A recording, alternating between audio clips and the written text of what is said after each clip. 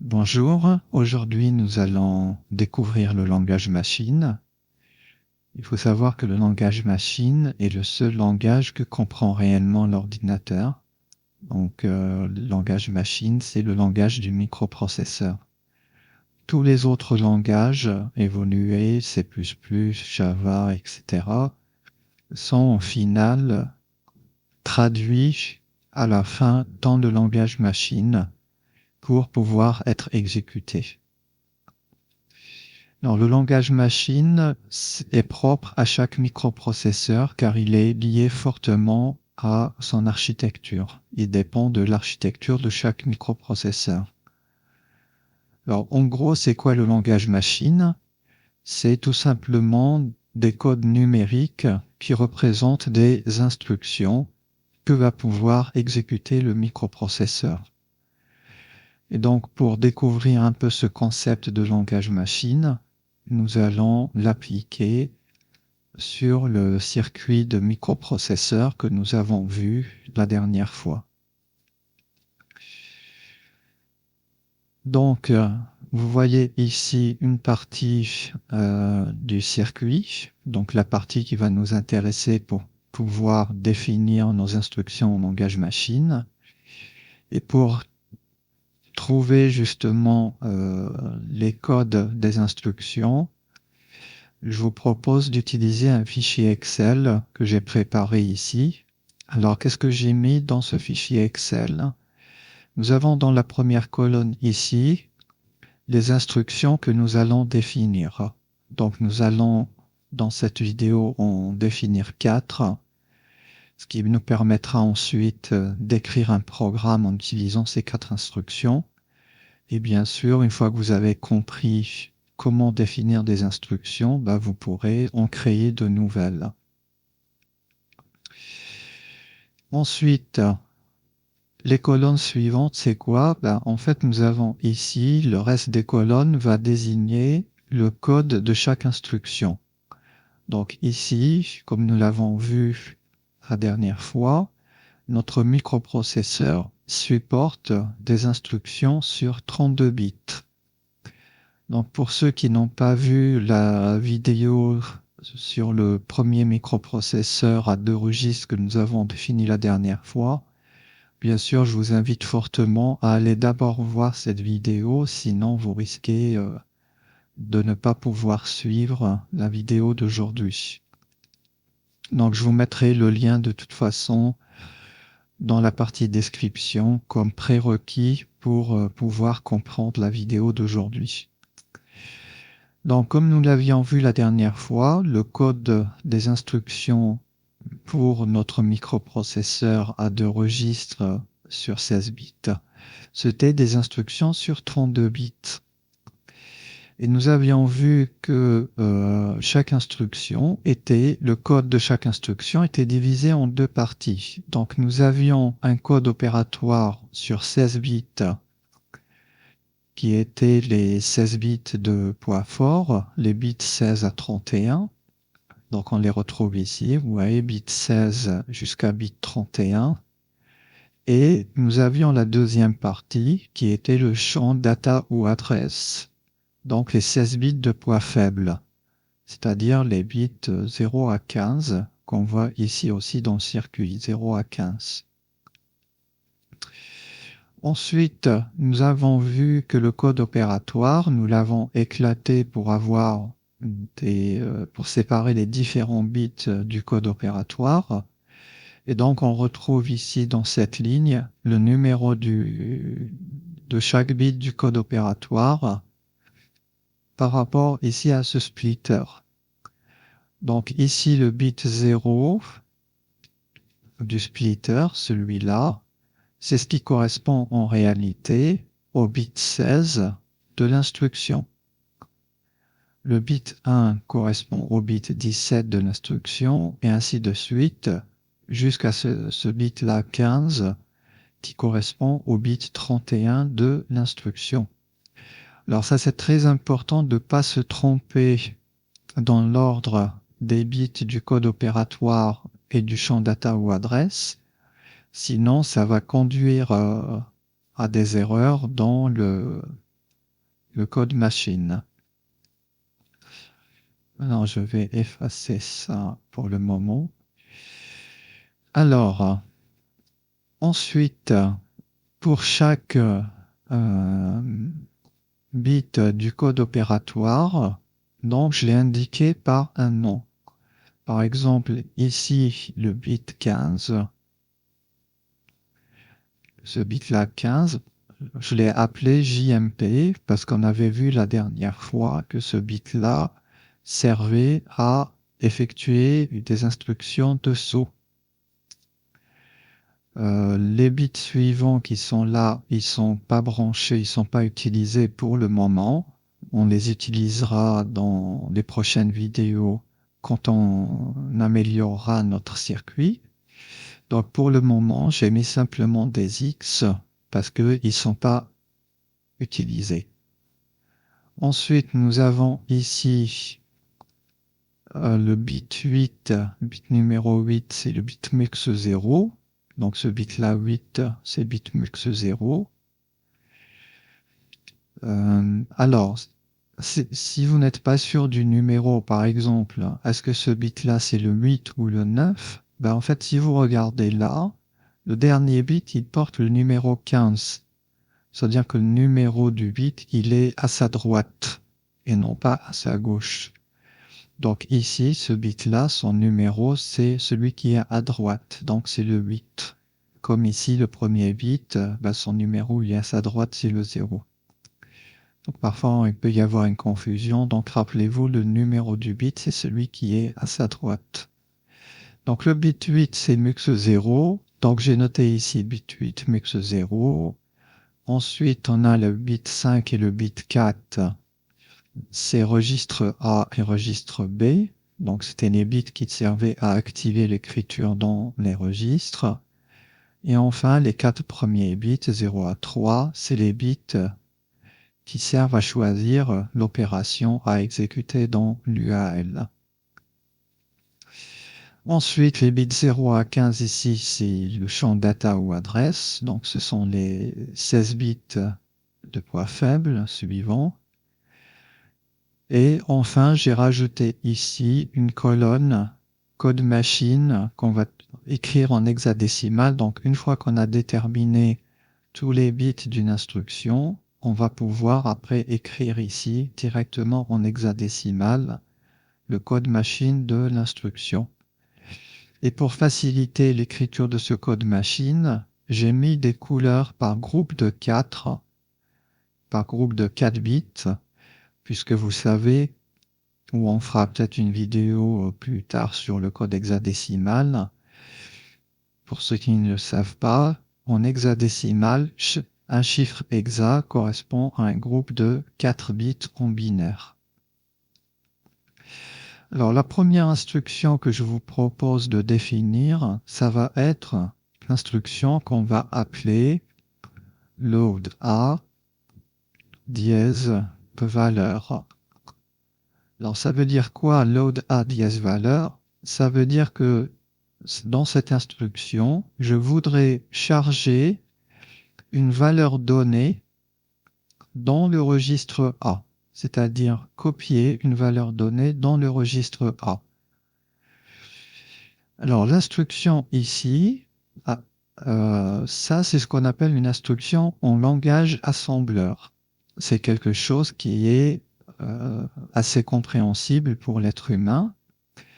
Et on va essayer de déterminer ici, justement, l'instruction en langage machine, c'est-à-dire la valeur ou le code numérique qui correspond à cette instruction.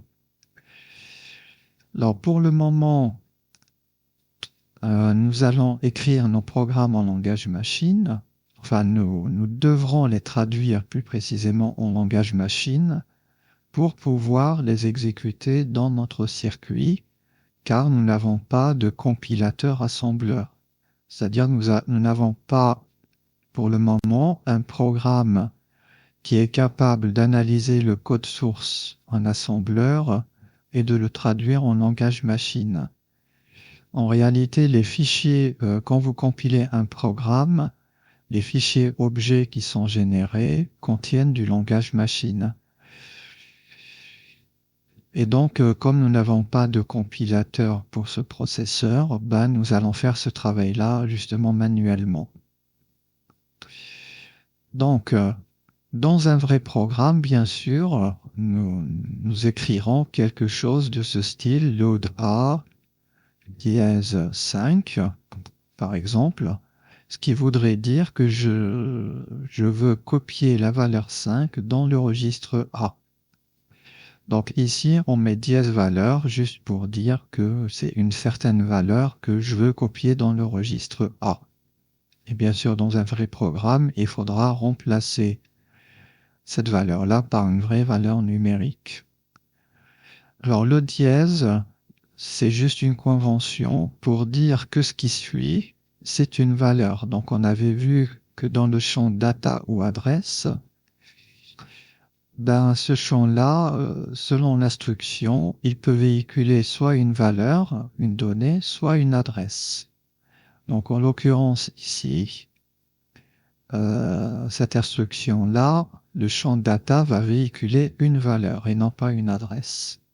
Nous verrons puis ensuite, la dernière instruction, nous verrons un exemple d'instruction où ce champ-là va véhiculer une adresse et où on utilisera un autre symbole que le dièse pour indiquer justement qu'il s'agit d'une adresse. Alors revenons donc maintenant à notre instruction load A dièse valeur. Comment déterminer son code machine en binaire ou en hexadécimal? D'abord en binaire et ensuite on le traduira en hexa. Donc pour déterminer le code machine d'une instruction donnée, il faut avoir l'architecture du circuit sous les yeux et essayer d'imaginer le parcours de l'information pour arriver à exécuter l'instruction. Donc imaginons que dans la mémoire, donc imaginons qu'ici en mémoire, j'ai cette instruction-là, j'ai le code de cette instruction que je suis en train de chercher. Et bien cette instruction, elle va sortir, à un moment donné, elle va sortir de la mémoire, et du coup, elle va être divisée en deux parties. Donc une partie code opératoire et une partie data ou adresse. Et donc c'est dans cette partie-là, data ou adresse, que j'aurai ma valeur. Donc cette valeur-là, je veux qu'à la fin de l'exécution de l'instruction, elle se retrouve ici, dans le registre A. Donc elle doit passer par où? Déjà, elle va passer par ici, et donc elle doit pouvoir traverser le multiplexeur. Et donc pour qu'elle puisse traverser le multiplexeur, il faut que ce bit-là, mux, il faut qu'il soit à 0. Parce que s'il est à 1, c'est ce qui vient d'ici qui va traverser le multiplexeur.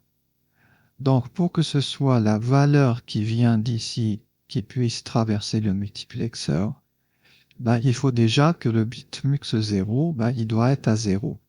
Donc je peux noter ici, dans mon fichier Excel, 0. Donc la valeur va traverser le mux, elle va se retrouver au niveau de l'entrée I0 de l'UAL.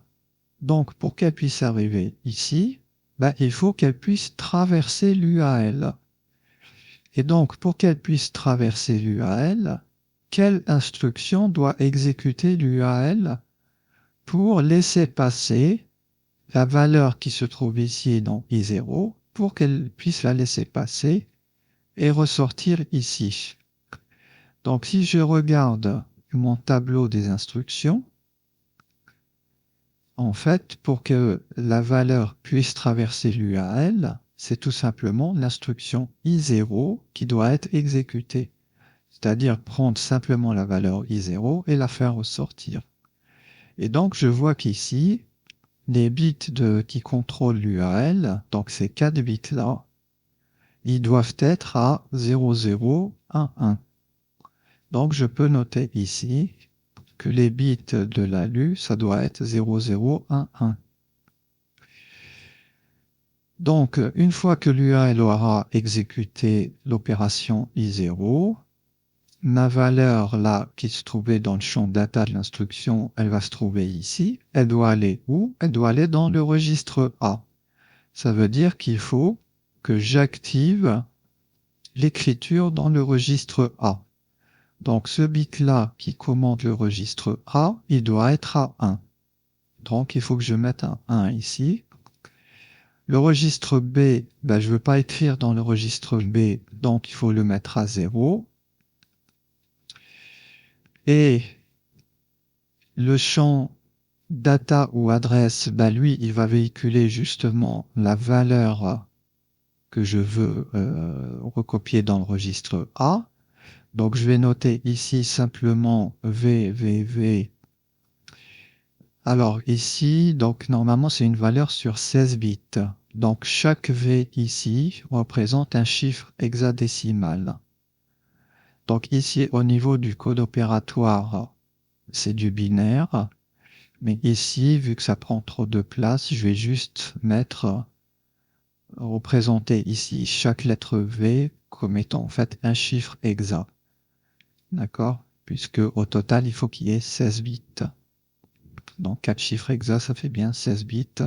Et je note V simplement pour me rappeler que ça doit être une valeur.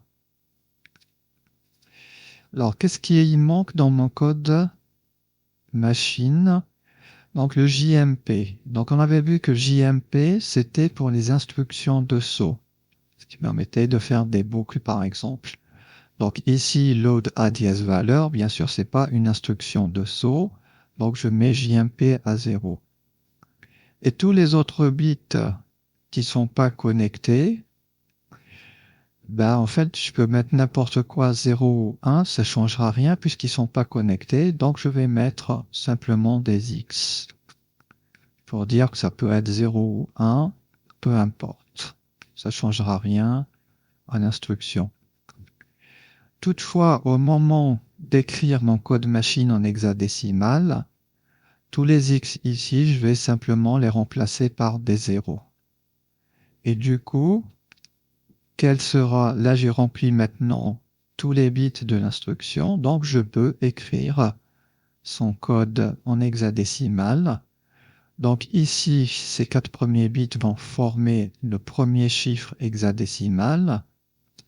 Donc comme je l'ai dit, au moment de faire la conversion en hexa, on va simplement remplacer les petits x par des zéros. Et donc ici, le premier chiffre, ça fera 1, 0. Ensuite, ici, pareil, ça va faire un 0 aussi.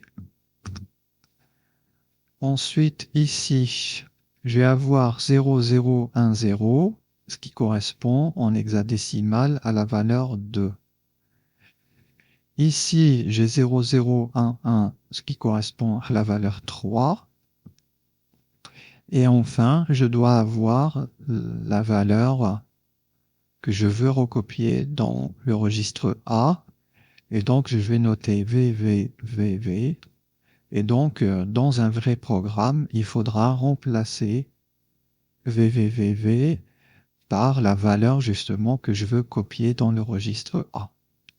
Et donc, voilà le code machine de ma première instruction, load A dièse valeur.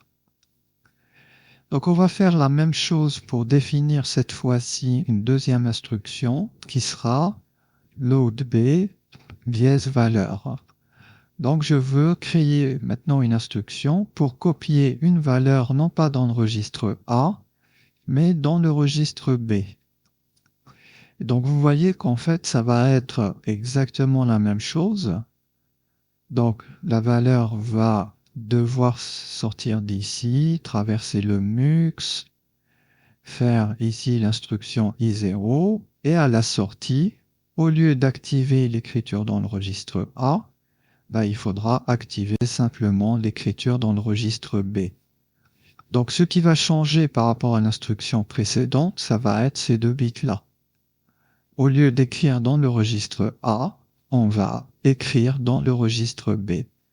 Donc le bit ici qui commande l'écriture du registre B, c'est lui qui devra être à 1. Sinon, tout le reste, l'information suit le même chemin. Donc ça sera exactement la même chose. Donc je peux faire un copier-coller, CTRL-C, CTRL-V. Ici, pareil, il faudra mettre la valeur. Et donc maintenant, si je traduis en hexa, ici, pareil, j'aurai 0 et là aussi 0. Donc 0, 0 pour les deux premiers chiffres hexa. En revanche, ici, ça va changer. Là, ce n'est plus 2, mais ça va être 1. Toujours en plaçant les x par des zéros. Et pour la lu, c'est toujours 3, suivi de la valeur qu'on veut copier dans le registre B. La troisième instruction que je vous propose de réaliser, c'est add AB. Alors, que va faire cette instruction add AB? Elle va tout simplement faire A plus B et stocker le résultat dans A. En général, en assembleur, le premier registre qui apparaît dans l'instruction, c'est lui le registre destination. Donc, si j'avais écrit add BA, ça voudrait dire que la somme, il faut la stocker dans B. Mais là, comme j'écris add AB, ça veut dire que la somme, je voudrais la stocker dans A. Donc ça, c'est une convention fréquente dans tous les langages assembleurs, c'est que le premier registre qui apparaît dans l'instruction, c'est lui le registre destination. Donc c'est A plus B dans A. Donc, pour faire A plus B dans A, qu'est-ce qu'il faut faire? Donc je veux prendre la valeur qui est ici et la valeur qui est ici et faire la somme. Donc déjà au niveau de l'UAL, il faut que mon UAL, elle fasse l'addition I0 plus I1. Donc je peux d'ores et déjà noter que les 4 bits de la LU, ça doit être 0, 1, 0, 1. Donc je peux noter ici 0, 1, 0, 1.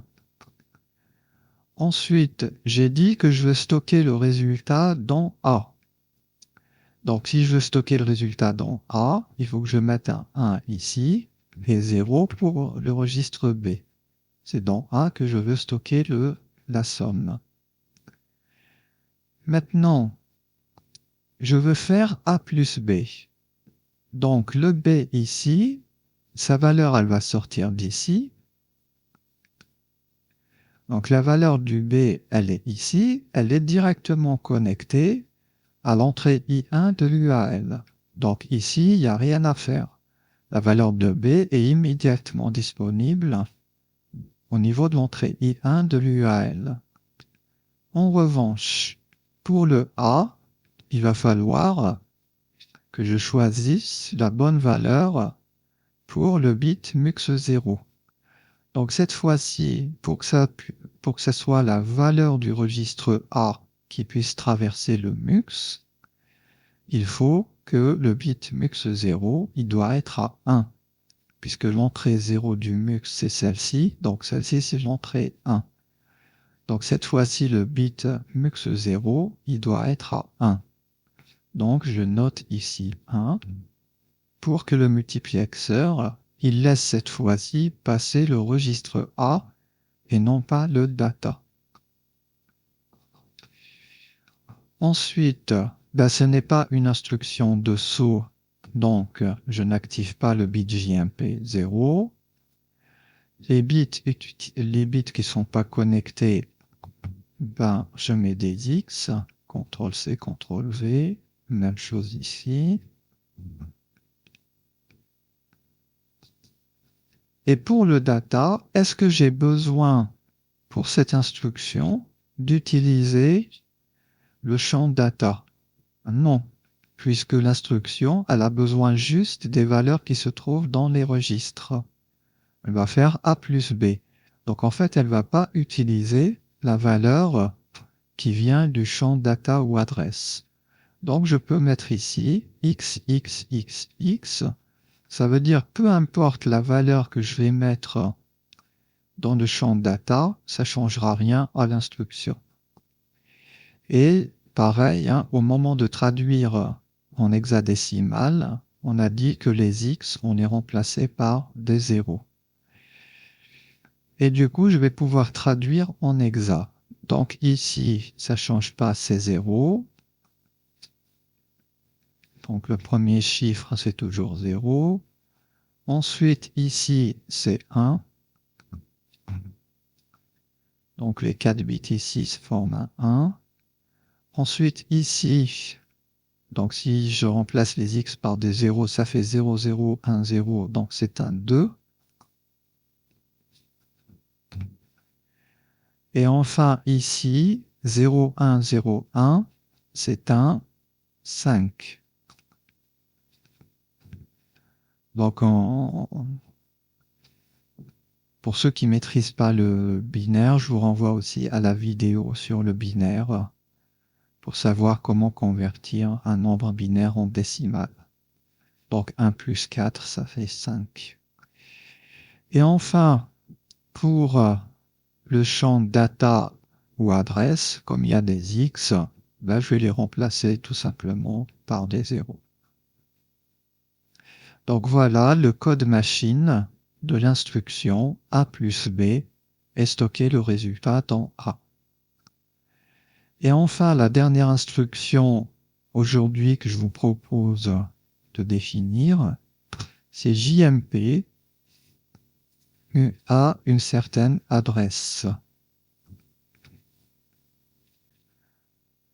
Alors, pour l'instruction JMP à une certaine adresse, donc vous voyez ici que j'utilise un autre symbole, les crochets, parce que cette fois-ci, c'est pour indiquer que le champ data ou adresse, il va véhiculer maintenant une adresse. Donc l'instruction JMP adresse, ça veut dire qu'on veut briser le déroulement séquentiel du programme, c'est-à-dire qu'au lieu de passer à l'instruction suivante, je veux que l'exécution du programme se poursuive à l'instruction qui va se trouver à l'adresse que j'indiquerai dans le champ data ou adresse. Donc, dans une vraie instruction, on écrira par exemple quelque chose du style JMP 0002 si je veux retourner par exemple à l'instruction qui se trouve à l'adresse 2.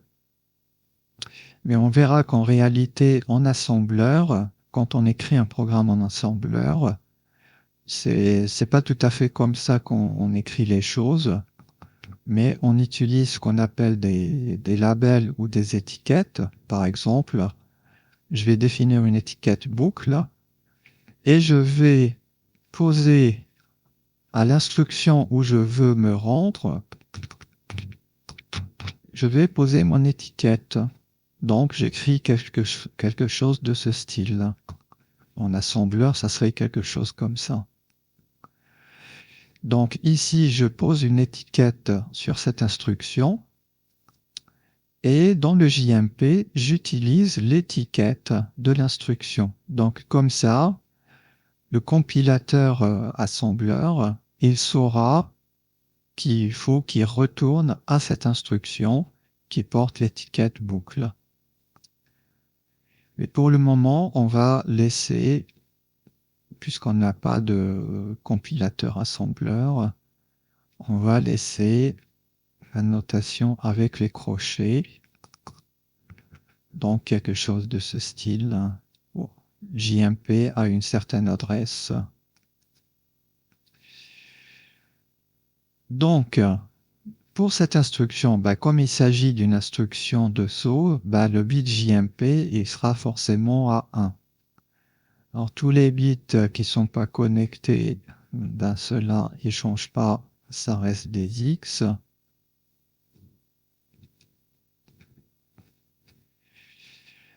Est-ce qu'une instruction de saut va modifier la valeur des registres? Non. elle ne doit surtout pas modifier la valeur des registres. Donc l'instruction de saut ne doit pas changer les valeurs des registres. Donc on met 0, 0 pour registre A, registre B. Est-ce que l'UAL doit faire une opération lors d'une instruction de saut? Non. Parce que quand on fait une instruction de saut, on ne fait pas de calcul en parallèle. Donc l'UAL ne doit faire aucune opération. Donc on va choisir l'opération NOP, No Operation. Donc 0, 0, 0. Donc l'UAL doit en quelque sorte rester inactive. Le champ data ou adresse, il doit véhiculer quoi? Il doit véhiculer justement l'adresse de l'instruction où je veux me rendre. Donc je vais noter ça AAAA pour me rappeler qu'il s'agit d'une adresse. Alors c'est AAA. Pour me rappeler qu'il s'agit d'une adresse, bien sûr, c'est pas le chiffre hexadécimal A. Alors, qu'est-ce qui manque? Il manque le bit mux 0. Alors, l'adresse, elle vient du champ data ou adresse. Donc là, il va falloir revoir le circuit. Et donc, on avait vu que le champ data ou adresse, c'est lui qui va véhiculer l'adresse de l'instruction où on veut se rendre. Et c'est lui qui va être injecté ici. Donc vous voyez qu'en fait, lorsque l'instruction jump JMP va sortir, immédiatement, l'adresse de l'instruction où on veut se rendre, elle sera disponible ici. Ce qui veut dire que le bit mux, en fait, peu importe, on va pas s'en servir, on va pas l'utiliser, puisque l'adresse, elle passe par ici pour aller vers le compteur. Donc, peu importe le bit mux, en plus, l'UAL ne va faire aucune opération, donc peu importe finalement la valeur du bit mux 0, donc je peux mettre un petit x. Donc là, c'est bon, j'ai tout rempli, je peux traduire en hexadécimal. Donc ici, ça va faire quoi? 1, 0, 0, 0, ça va faire un 8 en hexa. Ici, x, x, x, x, x, donc ça va faire un 0. Ici, pareil, ça fait un 0. Et là, ça fait un 0. Et donc, cette instruction, ou ce code opératoire, il doit être suivi de l'adresse de l'instruction où je veux me rendre. Donc, voilà les codes machines de ces 4 instructions. Et donc, ce que je vous propose maintenant, c'est d'utiliser ces instructions pour écrire notre premier programme en langage machine. Et le but de ce programme, ça va être tout simplement d'afficher dans le registre A les multiples de 10. Donc je veux que le registre A affiche 0, 10, 20, 30, 40, 50, etc.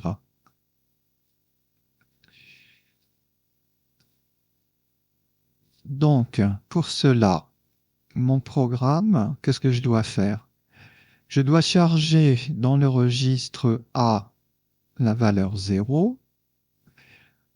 Ensuite, je vais charger dans le registre B la valeur 10. Et ensuite, je vais faire la somme A plus B que je vais stocker dans A.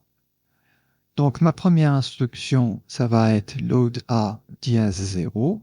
Donc, comme ça, déjà, ça va m'afficher dans le registre A 0. Ensuite, je vais charger dans le registre B la valeur 10. Donc, load B dièse 10.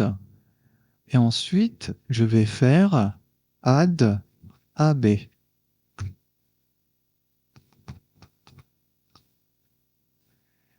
Je vais prendre la même mise en forme qu'ici. Voilà, add AB. Donc, ça va faire 0 plus 10 et ça va stocker le résultat dans A. Et du coup, j'aurai ici un 10 qui va apparaître. Ensuite, si je veux faire apparaître ensuite 20 ici, qu'est-ce qu'il suffit de faire? Comme j'ai un 10 ici et j'ai un 10 là, donc je vais tout simplement refaire A plus B. Donc refaire 10 plus 10. Mais bien sûr, je ne vais pas écrire add AB de nouveau parce que sinon, après à chaque fois, il faudra écrire add AB de nouveau et le programme ne va jamais finir. Et c'est là qu'en fait va intervenir l'instruction jump. En fait, je veux refaire à l'infini cette instruction add AB. Donc, je vais tout simplement retourner à cette instruction. La question, c'est quelle est l'adresse de cette instruction? Donc, je sais que la première instruction, elle sera à l'adresse 0. La suivante sera à l'adresse 1, et donc celle-ci sera à l'adresse 2. Donc ici, JMP, je dois utiliser l'adresse 2. Alors, je reprends la mise en forme pour cette instruction aussi. Voilà. Et donc, voilà mon programme qui normalement devrait m'afficher dans le registre A les multiples de 10. Donc, je vais traduire mon programme en langage machine puisque j'ai maintenant les codes des instructions. Donc la première instruction ici, ça va être quoi? Load A dièse 0. Donc ça va être 0023 suivi de la valeur 0. Donc 0000. Je vais agrandir un peu cette colonne. Voilà. Ensuite, load B dièse 10. Donc ça va être 0013 suivi de la valeur 10, mais en hexadécimal. Et 10 en hexadécimal, c'est A. Donc 000A sur 16 bits. Ensuite, add AB, c'est 0, 1, 2, 5, 0, 0, 0, 0. Et enfin, JMP2, c'est 8000, suivi de l'adresse, donc l'adresse 2, 002. Donc voici mon programme en langage machine pour afficher les multiples de 10 dans le registre A. Et ce que nous allons faire maintenant, c'est tout simplement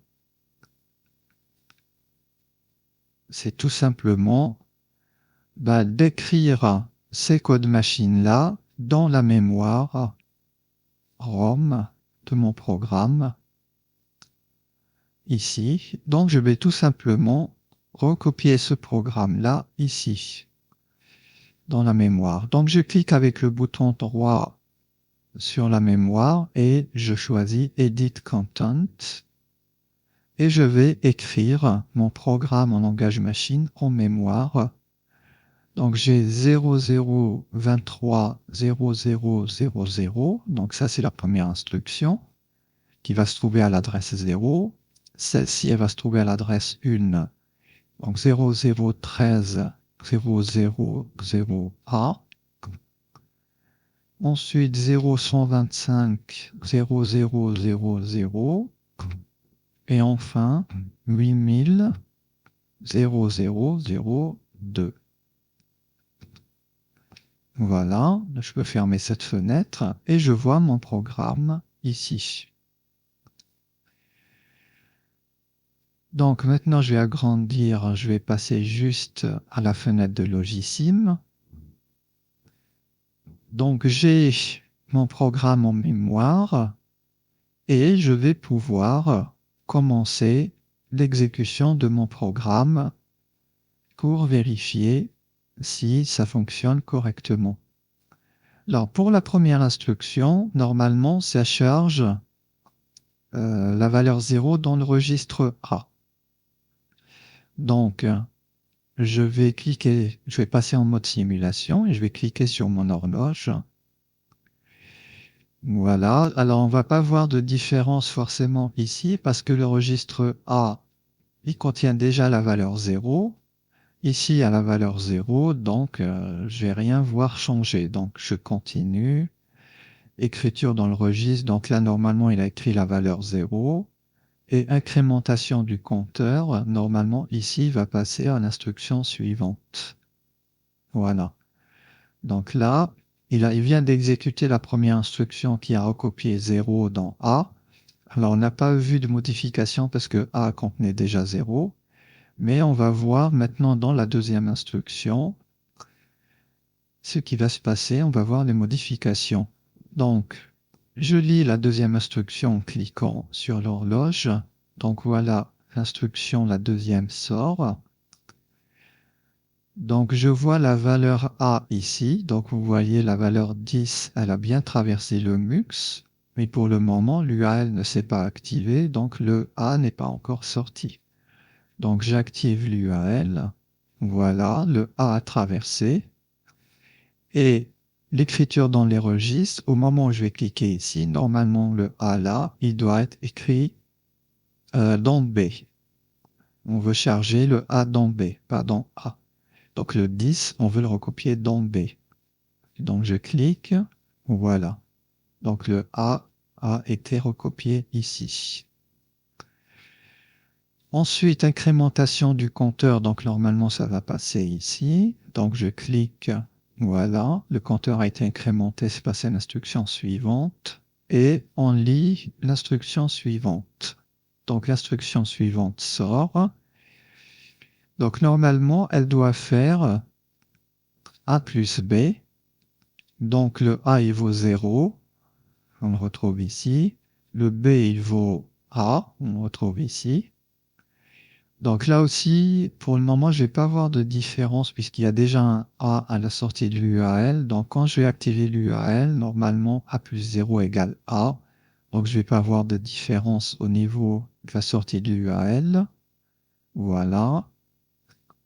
Mais par contre, quand je vais activer l'écriture des registres, donc là, normalement, cette somme-là va être écrite ici.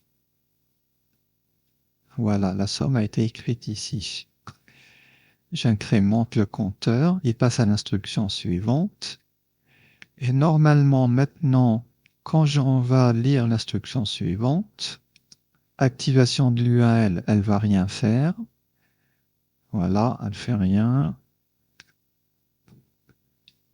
Donc vous voyez ici le champ data ou adresse, il contient 2. On retrouve ici, mais comme l'URL ne fait rien, ben il ne se passe rien. Mais pour cette instruction JMP, ce qui est intéressant, c'est que ce champ-là 2, il va se retrouver ici. Vous voyez, il vient ici, il part par là, mais il part aussi par là. Donc je peux, si vous voulez, prendre une sonde CTRL-C, CTRL-V, et ma sonde, je peux la placer ici, ou là. Voilà, donc le 2, il arrive ici aussi. Et donc, pour l'instruction JMP, en fait, il va être utilisé à ce niveau. Donc, je continue, je repasse en mode simulation, je continue. Écriture dans les registres, donc là, normalement, vous voyez, ici, il y a 0, 0, donc ça ne va pas changer la valeur des registres. Et là, maintenant, incrémentation du compteur. Donc, normalement, ici, ce qui va se passer, au lieu que le compteur passe à 4, vu que j'ai activé ici le bit JMP, donc vous voyez, il y a un 1 qui est envoyé ici et un 0 qui est envoyé ici.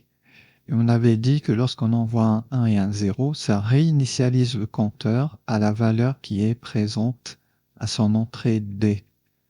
Donc normalement, quand je vais cliquer sur l'horloge, au lieu que le compteur passe à 4, il va revenir à 2, donc qui va faire revenir le programme à l'instruction précédente. Donc je clique, et voilà. Le compteur a été réinitialisé à 2, et on est revenu à l'instruction précédente. Et donc là, maintenant, ça va reboucler indéfiniment. Donc ça va faire de nouveau 10 plus 10.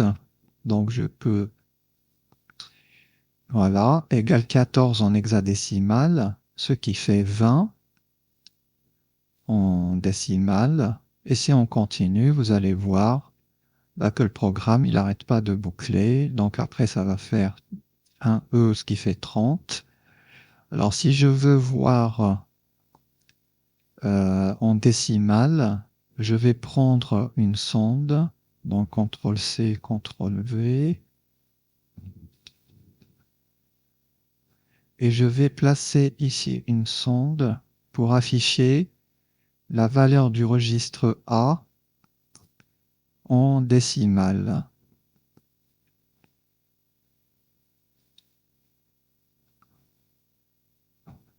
Donc je réaffiche mon panneau de gauche. Ce panneau de gauche, on peut le cacher et on peut le réafficher à volonté en fait, si on veut gagner de l'espace, comme j'ai fait tout à l'heure. Donc ici, je veux que ma sonde, elle affiche en décimale. Voilà. Alors c'est un peu grand, donc je vais plutôt la placer de ce côté. Alors je vais l'orienter vers ouest.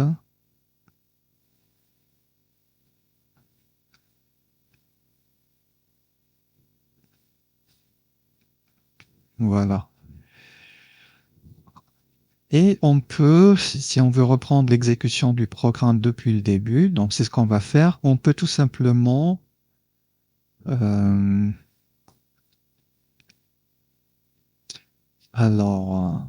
ma mémoire était vide au début. Alors, par mesure de sécurité, je vais la mémoire, oui, on va faire CTRL R pour réinitialiser. Alors, n'oubliez pas que vous pouvez sauvegarder. Vous pouvez faire Save Image pour sauvegarder le contenu de la ROM dans un fichier, pour pouvoir le recharger plus tard.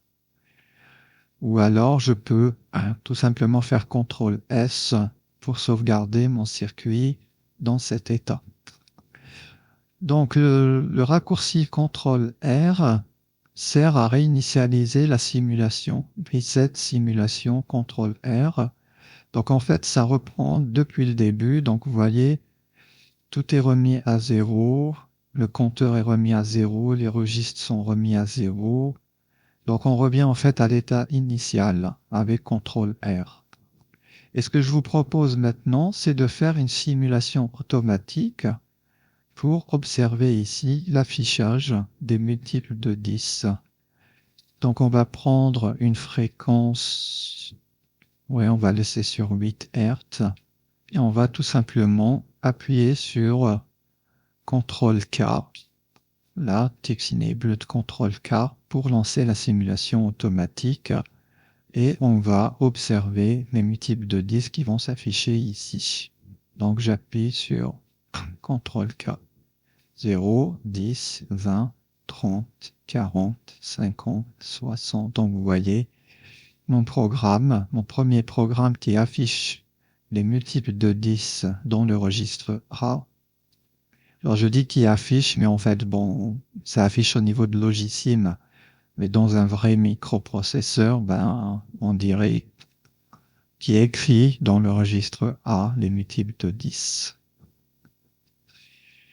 Voilà, donc ceci clôt cette vidéo d'initiation au langage machine, et je vous dis à une prochaine vidéo.